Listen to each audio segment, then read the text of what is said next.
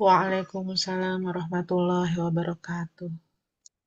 Innal hamdalillah nahmaduhu wa nasta'inuhu wa nastaghfiruh wa na'udzu billahi min shururi anfusina wa min sayyiati a'malina may yahdihillahu fala mudhillalah wa may yudlil fala hadiyalah. Asyhadu an la ilaha illallah wahdahu la syarikalah wa asyhadu anna Muhammadan abduhu wa rasuluhu alladzi la nabiyya ba'dah amma ba'du.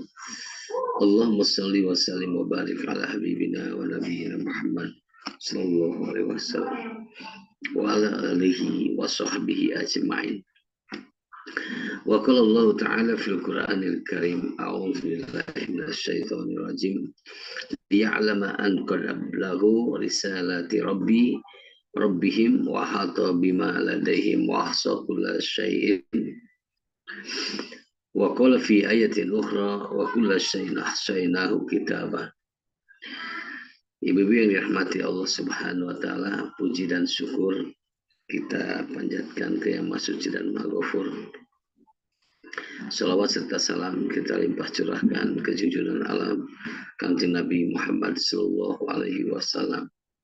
Alhamdulillah hari ini dengan qada dan qadarnya Allah kita masih terus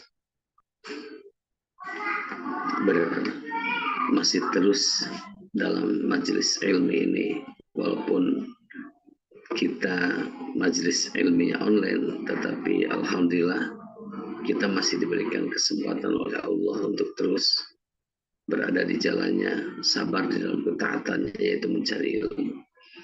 Dalam kajian Asmaul Husna hari ini insya Allah kita akan mencoba mentadaburi ayat-ayat yang berkaitan dengan asma'nya Allah Subhanahu wa taala, itu ya Al-Muhsi. Muhsi itu dari kalimat ahsa, ya. Dari muhsi itu dengan sod. Muhsi itu dengan sod. Artinya kalau ahsa itu menghitung artinya. Dalam Al-Quran kan disebutkan surah An-Naba wa kulla syai'in ahsaynahu kitaba, dan setiap sesuatu kami mencatatnya sebagai buku atau sebagai catatan dalam sebuah kitab. Jadi ahsa itu menghitung. Dalam Al-Quran disebutkan liya'lama an qad ablaghu risalati rabbihim wa hata bima ladayhim wa ahsa kulla syai'in. Allah itu setiap sesuatunya. Jadi kalau arti dari Al-Muhsi itu adalah Allah yang maha menghitung. Allah yang menghitung secara detail. Al-Muhsi ini, Allah yang maha menghitung ini, menghitung dalam artian itu mencatat dengan detail. Catatannya detail sekali. Oh, catatannya ada semua di situ, catatannya tentang amal soleh kita, tentang amal buruk kita. Pokoknya dicatat detail. Allah menghitung seluruh makhluknya dan perbuatan makhluknya. Tidak ada satupun yang lenyap dari pandangan dan atau catatan Allah Subhanahu wa taala. Detail dicatat. Terus menghitung sekali dimensi itu rinci sekali, kuantitasnya, kadarnya, ranjangnya, luasnya, itu masya Allah. Kebayang oleh kita ya, ini kuantitasnya banyaknya gimana nih, kadarnya seberapa nih, itu dihitung. Pokoknya Allah yang maha menghitung. Terus balasannya akurat dengan antara hitungan buku sebagai sebuah buku catatan amal kita dengan balasannya itu akurat, tidak timpang. Jadi ketika sifat ini menegaskan bahwa setiap amal perbuatan manusia sekecil apapun dihitung, dikalkulasikan, terus dinilai secara presisi untuk dipertanggungjawabkan. Kadang-kadang kita itu kan sebagai manusia kadang-kadang berpikirnya secara rasio, apa bisa tercatat semua perbuatan manusia dari pagi sampai malam, terus kegiatan yang ya namanya juga Allah Al-Muhsi, Allah yang maha menghitung secara detail dan rinci. Ada catatannya. Makanya di dalam Al-Quran disebutkan ha'umukra'u kitabiyah lam uta kitabiyah. Jadi ketika hasil rincian catatan itu diberikan, ada yang fa'amma man utiya kitabahu biyamini, ada orang yang diberikan catatannya itu dan diterima dengan tangan kanannya, itu mereka itu berada dalam kebahagiaan. Fasawfa yuhasabu hisaba yasira, maka dia mendapatkan satu hisab, perhitungan atau catatan, dan kelak akan mendapatkan balasan yang yasirah, mudah. Fa'amma man utiya kitabu bishimali, nah itu ada ketika ada yang diberikan dan diterima dengan tangan kirinya, dia mengatakan ha'umukra'u kitabiyah lam uta kitabiyah, saya sudah mengira, katanya, kata orang yang menerima dengan tangan kirinya, catatan saya buruk, lebih baik aku tidak menerimanya. Masya Allah, lam uta kitabiyah, lebih baik aku tidak menerima catatan tersebut, karena dia sudah mengira bahwa catatannya buruk gitu. Bayangkan oleh ibu-ibu ketika orang satu saat berantri di hadapan Allah Subhanahu wa taala, terus ketika antri itu diberikan catatan-catatan masing-masingnya selama kita hidup dengan detail. Itu ada yang Masya Allah merunduk gitu setelah melihat catatan yang merahnya baik, jadi merunduk. Kalau dalam Rasul itu sampai menyebutkan aku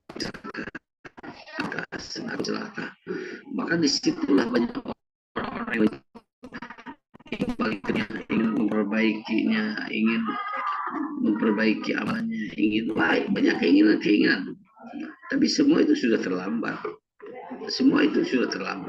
Ini catatan. Nah, makanya Allah dalam Al-Quran menyebutkan wa kulla syai'in ahsayna kitabah. Jadi kalau kulla syai'in, namanya syai'in itu sesuatu, baik yang kecil, yang besar, yang panjang, yang pendek, yang tidak nampak, yang nampak. Pokoknya syai'in. Allah catat semua syai'in itu, sesuatu. Apapun bentuknya, sesuatu itu. Maka di situ kita itu akan menerima kan sudah semoga Rasul al-Haq. Faman utiya kitabahu biyaminihi fasawfa yasir. Terus juga ada yang dalam ayat yang lain juga ada yang menyebutkan bagaimana orang ketika dihadapkan dengan satu kejadian yang dahsyat, dihadapkan dengan gambaran api neraka, maksudnya ditampakkan yauma yu'radun, ketika mereka dihadapkan ke mana? Ke neraka jahanam. Apa yang dikatakan oleh mereka? Celakalah aku. Nah itu. Makanya dari Al-Muhsi ini, implikasi dari Al-Muhsi, Allah yang maha menghitung dengan detail, implikasi terhadap manusia itu adalah memahami Al-Muhsi, menuntut kesadaran untuk selalu mengukur diri. Jadi implikasinya, jadi impact lah terhadap kita sebagai manusia setelah memahami Al-Muhsi itu, sifat Allah yang maha menghitung secara detail itu, satu, menuntut kesadaran diri kita, mengukur diri kita. Banyak dosa, banyak amal, atau soleh, atau gimana gitu. Setelah itu mengukur diri untuk memperbaiki amal.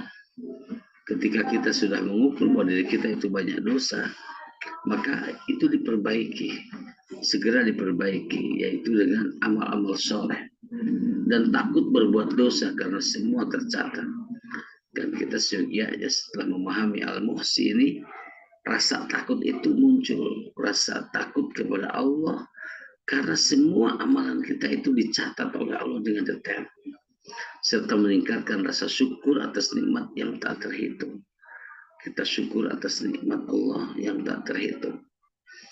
Makanya di dalam amal soleh, baik amal soleh atau menghadapi sebuah kehidupan atau menghadapi sebuah kemaksiatan atau dosa. Dalam kitab Riyadhus Shalihin itu ada di bab sabri ya. Ada di kitab bab sabri, bab sabar. Itu Syekh Mahmud Al-Misri Abu Ammar, beliau dalam kitab itu menjelaskan a'zamul ibadat minal ibadat, yaitu as-sabr. Sabar dalam apa maksudnya? Jadi ibadah yang paling agung dari ibadah-ibadah itu adalah diantaranya sabar. Beliau menyebutkan walidzalika labudda an na'lama anna as-sabra thalathatu anwa'in. Yang perlu kita ketahui sebagai hamba Allah itu harus tahu katanya, dalam menghadapi sebuah kehidupan itu kita harus punya kesabaran. Satu, as-sabru ala ta'ati, kesabaran di dalam ketaatan. Yang kedua, as-sabru anil ma'siyah, yaitu kesabaran dari meninggalkan kemaksiatan dan dosa. Yang ketiga, as-sabru anil ibtilaan, yaitu sabar dari ujian-ujian Allah. Masya Allah. Jadi sabar dalam ketaatan itu memang berat, berat. Kata beliau itu, fal wajibu alaina an nahrisu ala ta'atillah wa nujahida anfusana fi sabri ala ta'ati, lianna ta'ata tahtaju ila sabrin kabirin. Kita itu perlu menjaga sebuah ketaatan. Ketaatan itu kita perlu menjaganya. Kita berjuang melawan diri kita dan dalam kesabaran di dalam ketaatan. Karena ketaatan itu butuhkan dan memerlukan sebuah kesabaran yang besar. Apa yang tidak berada dalam kesabaran? Ini orang taat itu perlu kesabaran. Contoh, orang sholat itu malas kadang-kadang, tapi dengan sabar ia akan mampu melewati. Kata beliau, fal muhammadatu ala salawatil khams wa bi khasatin salatil fajri, itu tahtaju ila sabrin kabirin. Menjaga sholat 5 waktu, terutama sholat fajar katanya, itu perlu kita kesabaran yang tinggi. Kenapa? Katanya, orang bangun subuh itu berat katanya. Makanya perlu kesabaran yang tinggi. Dari situ kita tahu bahwa perlu amalan-amalan itu penopang dari kesabaran. Dan kita harus yakin semua Allah akan balas. Termasuk as-sabr maksiat, meninggalkan maksiat, kita yang lain. Jadi amaliyah kita itu nanti sekecil apapun Allah akan catat dengan detail. Ya, kita belum tahu kan, jadi belum merasakan dan belum tahu bagaimana pencatatan Allah ketika disodorkan kepada kita. Andaikan semua sudah mengetahuinya, tentu saja kita itu tidak akan pernah lengah, tidak akan lalai dari apa yang Allah perintahkan. Ibu-ibu yang dirahmati Allah Subhanahu wa Ta'ala, oleh karenanya yang tadi implikasi terhadap kita sebagai manusia yang memahami tentang Al-Muhsi, Allah yang maha menghitung itu, kita harus sadar diri untuk mengukur diri, muhasabah diri, meningkatkan amal. Karena semua dicatat dan umur kita tidak panjang. Umur kita hanya sebentar. Tidak ada yang panjang. Kita sebentar. Terus kita akan dikembalikan kepada Allah. Dan yang kuat, tidak ada yang terlepas dari catatan-catatan amal kita selama hidup di dunia. Yang ditakutkan saya pribadi contohnya ketika menghadapi satu fenomena yang dahsyat, yaitu sakaratul maut, yang ditakuti itu ya ketidaksiapan amal kita menghadapi pertanggungjawaban di hadapan Allah Subhanahu wa Ta'ala. Bagaimana manusia ketika dihadapkan dengan pertanggungjawaban dan semua akan ditanya, latus alunna, akan niscaya kita itu akan ditanya semua oleh Allah. Kalau kita tidak bisa menjawabnya dan tidak lulus dari semua jawaban, lalu bagaimana kelak kehidupan kita di akhirat kelak? Masya Allah. Ibu-ibu yang dirahmati Allah Subhanahu wa taala, oleh karenanya kita segianya memahami Al-Muhsin sampai kita meyakininya, meyakini sampai kita takut, khawatir akan semua amaliyah solihah kita. Setiap sesuatu yang tidak nampak dari orang lain, terus kita ada kesempatan berbuat dosa, kita berpikir dan memahaminya Allah Al-Muhsi yang maha mencatat setiap amalan kita walaupun kita tidak ada yang mengetahuinya dari manusia. Nah kalau begitu berarti kita insya Allah akan selamat dari azab karena selalu takut dengan catatan-catatan amal tersebut. Allah akan mencatat. Hadirin hadirat rahimakumullah, ibu yang dirahmati Allah Subhanahu wa taala. Itulah yang dimaksudkan dengan Al-Muhsi sebagai asma dan sifatnya Allah Subhanahu wa taala yang maha menghitung secara rinci. Nah ini pelajarannya buat kita. Itu saja mungkin yang dapat disampaikan. Mudah-mudahan ini menjadi salah satu penggugah, juga menjadi motivasi buat kita untuk selalu kita tidak lengah, untuk selalu kita mawas diri, untuk selalu kita terus berada di jalan kebenaran, berada dalam amal soleh, tidak tergelincir dan terbawa dengan arus yang salah atau terbawa dengan buayan dosa dan maksiat. Insya Allah, Allah itu maha tahu dan pastinya Allah maha tahu dan mencatat, tidak akan pernah silap, tidak akan pernah silap mencatat ini, mencatat ini. Nah itu diantaranya. Terima kasih kepada ibu-ibu yang senantiasa selalu sabar dalam ketaatan mencari ilmu dari ini. Ketika tidak memahami sebuah topik atau tajuk dalam mencari ilmu, kita sudah mendapatkan pahala yang besar dari mendatangi dan menghadiri setiap majlis-majlis ilmu itu. Mudah-mudahan ini menjadi amal yang kita kelak akan diberikan keselamatan, kemaslahatan ketika di hadapan Allah Subhanahu wa taala. Subhanakallahumma bihamdika asyhadu an la ilaha illa anta astaghfiruka wa atubu ilaik. Rabbana atina fid dunya hasanah wa fil akhirati hasanah wa qina adzabannar. Wassalamualaikum warahmatullahi wabarakatuh. Waalaikumsalam warahmatullahi wabarakatuh.